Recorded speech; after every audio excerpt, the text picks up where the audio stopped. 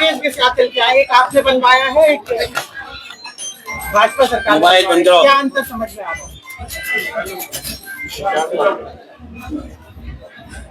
ये मैं अपने सांसद जी उनके बेटे का कार्यक्रम में शामिल होने आया। समाजवादी पार्टी से पिछले चुनाव में यही प्रत्याशी थी जो चुनाव लड़ी थी, जिन्हें हालांकि समय कम मिला था, और उन परिस्थितियों में जो राजनीति के दाव पेच रहे, उन परिस्थितियों में भी बहुत अच्छा समाजवादी पार्टी के पक्ष में जनता ने मदद की। जो जमीनी सवाल हैं यहाँ पर, उन सवालों को लेकर के समाजवादियों ने हमेशा बुंदेलखंड की जनता को राहत देने का काम किया। सड़क अच्छी बने, मंडियां बने, जो यहाँ की पैदावार है उसकी सही कीमत मिले। और मुझे याद होगा, अब में से साथियों को ये इस बात का पता होगा कि जब सरकार का समय आखिरी आ गया था, तो तेलंगाना के मुख्यमंत्री जी उस समय गांव-गांव नल लगाने की व्यवस्था कर रहे थे। वही योजना हम लोगों ने यहाँ आकर के शुरू की थी, जो आज पाइप वाटर सप्लाई योजना चल रही है। घर घर नल पहुंचाने की, घर घर जल पहुंचाने की स्कीम चल रही है। आपको याद होगा, सबसे पहले इसी यहीं के एक डैम जो बगल में है, वहां से पानी ला करके रात तक पाइप वाटर सप्लाई की योजना बनी थी। वो शुरू हो गई होती तो न केवल राठ कस्बे को, बल्कि रास्ते में जितने भी गांव पड़ते सभी को शुद्ध अच्छा पानी पीने का मिल जाता। ललितपुर में बिजली का बड़ा कारखाना, अभी तक तो जो बिजली के कारखाने लगते थे वो सोनभद्र या अन्य जगह पर लगते थे। समाजवादी सरकार आने के बाद बुंदेलखंड को सबसे बड़ा बिजली का कारखाना मिला, जो कोयले से बिजली बनाते।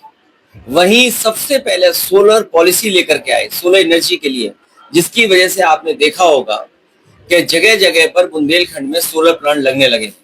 जो शुरुआत समाजवादी पार्टी ने की थी, उसकी वजह से बड़े पैमाने पर प्लांट लगे। डायल 100, एम्बुलेंस सेवा, मेडिकल कॉलेज का बनाना, ये तमाम सुविधाएं देने का काम किया था। और आज भी किसी घर में जो समाजवादी पार्टी का लैपटॉप रहा होगा, वो आज भी चल रहा होगा, आज भी सुरक्षित होगा।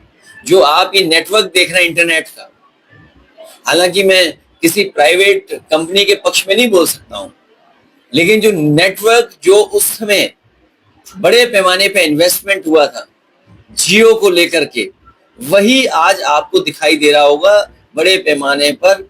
उसी इन्वेस्टमेंट की वजह से आपका इंटरनेट भी चल रहा है।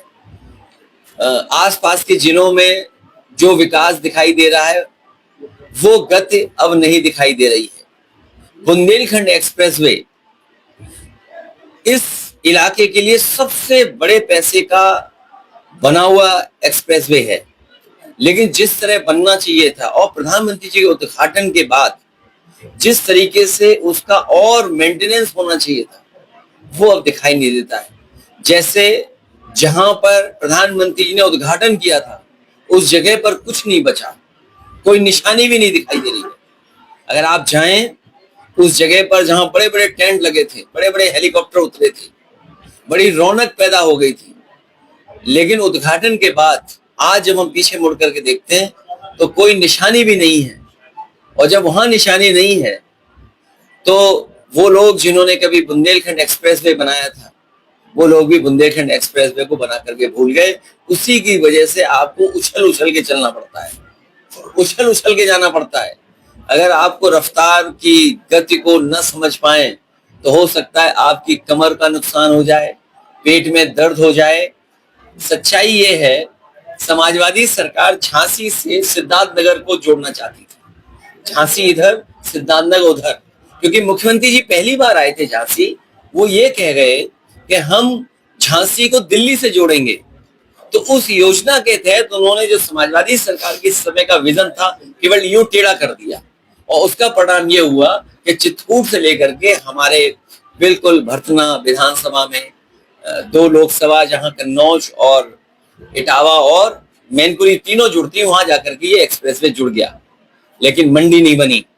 मंडियां बननी चाहिए थी। शासन काल में जो शौचालय बने हैं, आप हमारे बनाए हुए शौचालय देख लो, यहाँ डब्बे रख दिए शौचालय के लिए। तो जिस मकसद से बनाया गया था वो मकसद पूरा नहीं हुआ। डिफेंस कॉरिडोर के नाम पर आपको सपने दिखाए गए कि यहाँ पर गोले बनेंगे, मिसाइल बनेगी, फाइटर जेट नेट और न जाने कितने एयरक्राफ्ट बनेंगे, मिसाइल्स बनेंगी बड़ी बड़ी, land to land missiles, land to air missile, air to air missile बनेगी। आज बुंदेलखंड के लोग सोच रहे होंगे कि यहाँ तो सुतली का बम भी नहीं बन रहा है, तो सुतली का बम बनाओ तो बता दो। मेडिकल की दुर्दशा ऐसी है कि गरीबों को इलाज नहीं मिल रहा है, दवाई नहीं मिल रही, न पीएससी, न सीएससी, न जिला अस्पताल और ना ही मेडिकल कॉलेज में कोई सुविधा है। मैंने कई बार जब सदन में था मैं, उस समय मैंने कहा कि पहला मेडिकल कॉलेज शाहजहांपुर का बना था, आज भी वहाँ असिस्टेंट प्रोफेसर नहीं है, मेडिकल स्टाफ नहीं है, गरीब का इलाज कैसे होगा। उरई जालौन का मेडिकल कॉलेज नेताजी ने उद्घाटन किया था, वो बन जाता तो बहुत सारे गरीबों का इलाज हो जाता। झांसी का मेडिकल कॉलेज तैयार हो जाता, अच्छी तरह चलता तो वो बन जाता। बांदा में नया बनाया था, वो बेकार हो गया। आपके यहाँ बनाया था, वो बेकार हो गया। तो जो सुविधा देनी चाहिए थी वो नहीं दे पाए। रोजगार और बेरोजगारी का इतना बड़ा हिसाब किताब कभी नहीं हुआ है। उत्तर प्रदेश से सबसे ज्यादा पलायन है पढ़े लिखे नौजवानों का, मजदूरों का। जो सरकारी आंकड़े बीजेपी के हैं, मेरे आंकड़े नहीं है, बीजेपी के आंकड़े हैं। जो कहते हैं कि ये आंकड़े बेहतर हो गए, लेकिन सच्चाई ये है कि उत्तर प्रदेश को आज बेरोजगार नौजवानों की फौज बना करके तैयार कर दी बीजेपी के लोगों ने।